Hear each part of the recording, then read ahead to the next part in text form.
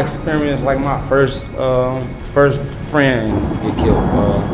My best friend Odee, he died in 2011. The final hours of Odee Perry. On January 12, 2011, a gang war was building up to the point of no return. On that tragic day, a young man by the name of Shondale Gregory, known by his peers as Tooka, was murdered. Tooka was at the bus stop in 63rd and St. Lawrence in the Woodlawn neighborhood in South Side Chicago with two other witnesses awaiting a bus. A dark-colored vehicle pulled up. A passenger who was wearing a half-mask jumped out and shot Shondale Gregory, aka Tooka, several times about the body. According to law enforcement, Tooka was a known member of the gangster Disciples, and his assassination was retaliation for the murder of a Black Disciple affiliate.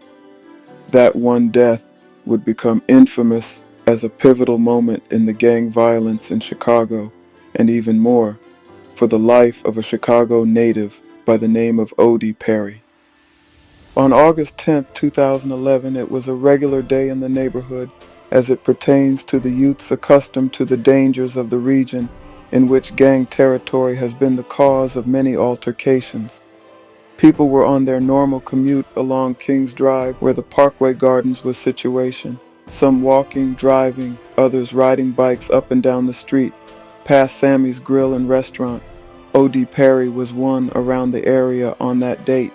It was nighttime. Odee Perry was out and about in the neighborhood. He was no stranger to the area as many knew him to be someone with great respect and notoriety in the gang culture. Odee was often described by his peers as quiet and to himself, but behind that calm demeanor was a silent killer who was often actively involved in criminal activities that injured and stole the lives of his rivals. Shorty wasn't for none of that goofy shit, so don't let no tell y'all Shorty was a hoe, he wasn't standing on no business or none of that. OD would have been another Vaughn if he was still in this shit, man. Real shit, OD would have been, yeah, really stepping. Shorty was really stepping. I witnessed some of his work. His many mugshots tell of the consequences that come with walking this dangerous path. However, this particular lifestyle is the reason why he was in harm's way. Sooner or later, it's the end result of many youths led astray by the gang culture. Mix this with his affiliation to the Black Disciples, an opposing gang to the gangster Disciples. He became a prime target of revenge for the assassination of Tooka. The night lingered on. 10 p.m., 10:30 p.m., 11 p.m., 11:30 p.m. Odee Perry decided to go to the store and got on his bike and did just that. Him along with his friend entered the Swisher Sweets store. 11:34 p.m. Odee Perry exits the store, gets on his bicycle, and begins riding northbound on King Drive. Moments later at 11:35 p.m., shots were heard ringing out throughout the area. His friend would look out of the store in the northbound direction, which Odee Perry rode off towards. That's when he saw Odee fall from his bike onto the ground before getting up and attempting to escape, only to fall back down after around 10 more shots were let off. A key witness at the scene further describes how Odee Perry was attacked and what happened thereafter. According to his account, he saw Odee Perry riding northbound as well on King Drive on his bicycle, but also noticed an African-American male standing near the bus stop along with an equally colored female and her child. As Odee Perry approached, the black male stepped out and shot him, causing Odee to fall from his bicycle. At this point must be where Odee Perry would have tried to recollect himself and flee, but as stated by the eyewitness, the offender continued his pursuit by approaching Odee, shooting him again before fleeing eastbound on 64th St. According to other gang-affiliated members at the time like Reform Gangster, J. Hood, one of Odee Perry's friends named T. Roy, was present at the time trying to keep him awake and alive after being shot.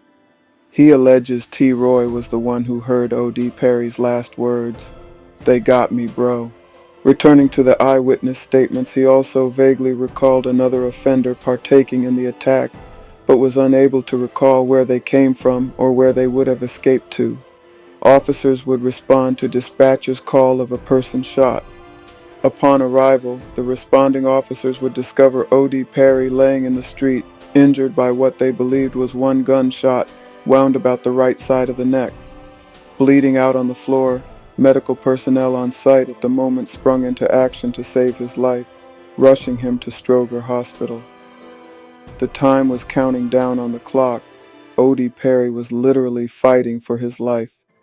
Once at the hospital, the attending physician by the name of Dr. Wiley, along with his medical staff, made efforts to treat Odee Perry, who was listed in critical condition. That's when matters took a turn for the worst. What was thought to be only one gunshot wound turned out to be two, after Dr. Wiley and the medical staff discovered a second gunshot wound about Odee Perry's left shoulder. They expended every possible avenue to try and preserve his life, but their attempts proved futile. Odee Perry's gunshot wounds became fatal, and he was pronounced deceased at 12:18 a.m. on August 11, 2011.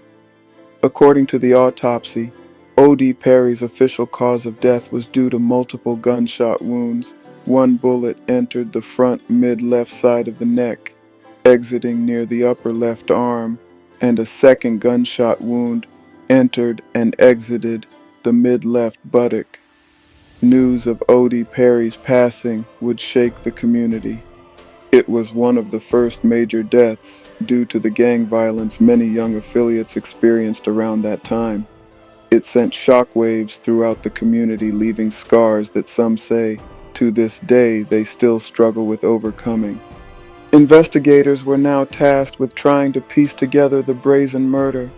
But what's more, they had to operate with a sense of urgency in the air, as they were fearful of the impending retaliation waiting to happen.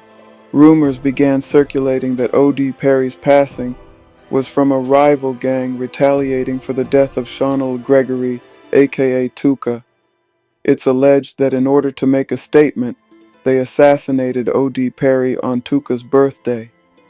Odee Perry's rivals wasted no time, setting the trend of disrespecting his death. Highly respected and now murdered gang affiliate FBG Duck often disrespected Odee Perry's death, along with other lives they claimed. Continuing the taunts, rivals engaged in a remorseless yet popular trend among the gang culture. It was as a badge of honor to be the reason that the persons they were at war with had to change the name of their location. Everyone wanted to take credit for Odee Perry's murder, as if it was a trophy to be worn, but the reality is, to them, and the lifestyle they lived, it was. The main suspect responsible wasn't an adult, nor even a male, but a woman who is rumored to have earned the name, the female assassin, Gakira Barnes. These speculations became even more solidified when she emerged in pictures posing with Odee Perry's famed firearm. This hinted at the idea that they were involved in Odee Perry's murder. One such gang affiliate went by the name FBG Wooski. Still, it was all speculation, but that would change with the release of official police documents on the murder of Odee Perry. Within it, investigators firstly interviewed Chicago Transit Authority workers, CTA.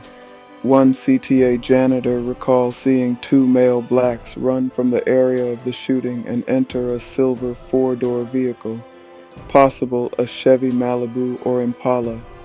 A CTA elevator repairman who was seated in his truck at the time of the shooting echoed similar accounts as given by the janitor. Neither of the witnesses could pick the suspect out of a photo lineup, but the smoking gun in the case would come in the form of a confidential informant. On August 4, 2016, detectives would interview a third-party witness to Odee Perry's homicide who stated that he was friends with the killers, who he named as Gakira Barnes, and a new suspect, Rodney Stewart, aka Bostrell. The CI stated they were all in the same gang, the Jarrow City fraction of the Gangster Disciples. According to case documents, the CL recalled personal conversations he had with both Stewart and Barnes about the homicide, and they both admitted being the ones who shot and killed Odee Perry. Detectives re-interviewed a past witness at the scene, and he also positively IDs both Stewart and Gekira as the shooters, stating they shot Odee Perry then fled in a silver vehicle. Given the evidence obtained, the case was closed, labeling Boss Trell and K.I. as the main suspects. Unfortunately, they both had already lost their lives to gun violence by rivals, so they couldn't be apprehended and tried for the murder. In honor of Odee Perry's life, Parkway Gardens, which was known by the name Wick City by gang members, became then known as the infamous O-Block. The murders of Tooka and Odee Perry went on to spark even more outrage in the city between two gang fractions in particular. STL EBT renamed Tookaville, and Wick City now renamed O-Block. Rest in peace, Odee Perry. Rest in peace, Shondale Gregory.